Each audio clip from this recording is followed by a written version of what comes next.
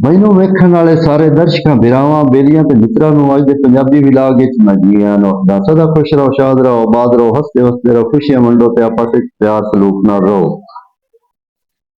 ਇੱਕੋ ਹੀ ਚੁੱਲ੍ਹਾ ਹੁੰਦਾ ਤੇ ਸਾਰਾ ਟੱਬਰ ਉਸ ਚੁੱਲ੍ਹੇ ਤੇ ਇਕੱਠਾ ਬੰਦਾ ਤੇ ਇਕੱਠੇ ਬਹਿ ਕੇ ਤੇ ਰੋਟੀ ਖਾਂਦਾ। ਜਦੋਂ ਰਾਤ ਹੁੰਦੀ ਆ, ਜਿਹੜਾ ਚੱਕ ਦਾ ਮੋਅੱਜ਼ਿਜ਼ ਤਰੀਨ ਹੈ, ਚੌਧਰੀ ਵੱਡਾ ਬੰਦਾ ਹੈ, ਉਸ ਕੋਲ ਸਾਰੇ ਲੱਗਦੇ ਲੀਂਦੇ ਸੱਜਣ ਵੀਰਾ ਆ ਜਾਵਣਾ। ਉਹਨਾਂ ਇਕੱਠਿਆਂ ਰਲ ਕੇ ਬਹਿਣਾ, ਰਾਤੀ ਤਾਸ਼ ਖੇਡਣੀ। ਜਦੋਂ ਕੋਈ ਸ਼ਾਦੀ ਹੋਣੀ, ਸਾਰਿਆਂ ਇਕੱਠਿਆਂ ਹੋ ਜਾਵਣਾ। 8-8 ਦਿਨ 10-10 ਦਿਨ ਉੱਥੇ ਰਹਿਣਾ। ਤੇ ਸ਼ਾਦੀ ਤੇ ਜਿਹੜੇ ਸ਼ੁਗਲ ਹੁੰਦੇ ਹਨ, ਉਹ ਕੌਡੀ ਹੁੰਦੀ ਆ, ਗੋਲ ਹੁੰਦੀ ਆ, ਘੋੜਿਆਂ ਦੀ ਬਾਜ਼ ਉਹ ਵੀ ਹੋਣਾ। ਸਾਰੀ ਰਾਤ ਬੰਦਿਆਂ ਗੁੰਬਰ ਮਾਰਨੀ, ਹੱਸਣਾ ਖੇਡਣਾ, ਕਿਉਂਕਿ ਉਸ ਲੋਕਾਂ 'ਚ ਅਹਿਸਾਸ ਆ, ਪਿਆਰ ਆ, ਤਾਲੁਕ ਆ, ਮੁਹੱਬਤ ਆ ਤੇ ਅਮਨ ਵੀ ਆ। ਕੋਈ ਕਿਸੇ ਦੇ ਦਿਲ ਕਿਸੇ ਵਾਸਤੇ ਨਫ਼ਰਤ ਨਾ।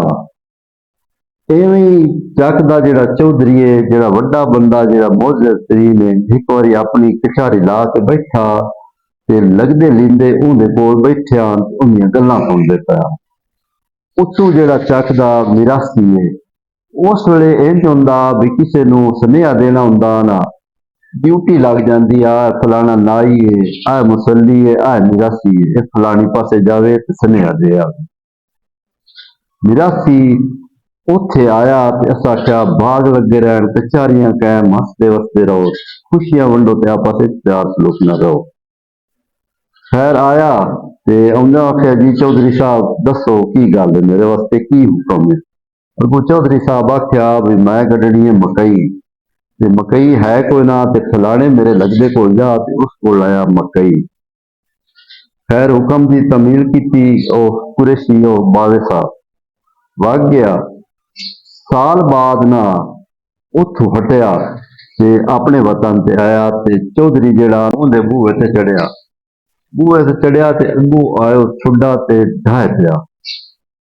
ਢਹਿ ਕੇ ਉੱਠਿਆ ਤੇ ਇਹ ਆਖਿਓ ਵੀ ਜਿਹੜਾ ਨਾ ਪਰਬਾਜ਼ੀਆਂ ਕਾਲਾ ਮਾਰ ਛੱਡਿਆ।